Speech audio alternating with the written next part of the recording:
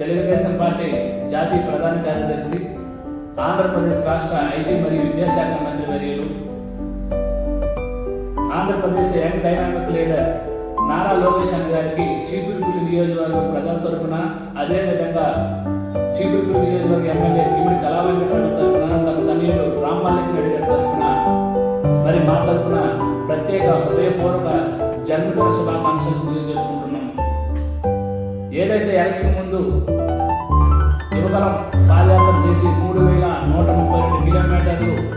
ఈ రాష్ట్రంలో నడిచి ప్రజల కష్టాలు తెలుసుకొని, ప్రజల కష్టాలు తన కష్టంగా స్వీకరించి, ప్రజల అవసరం తన అవసరంగా స్వీకరించి, మరి నిరంతరం తన తండ్రి తను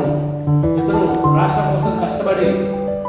ఈ రాష్ట్రాన్ని ఆర్థికంగా భారతదేశంలో ప్రపంచంలో నెంబర్ 1 స్థానంలో ఉంచాలనే ఆలోచనతో నిరంతరం కష్టపడుతూ ఈ రాష్ట్రాన్ని ముందుకు నడిపిస్తున్న నారా లోకేష్ అన్న గారికి మరొకసారి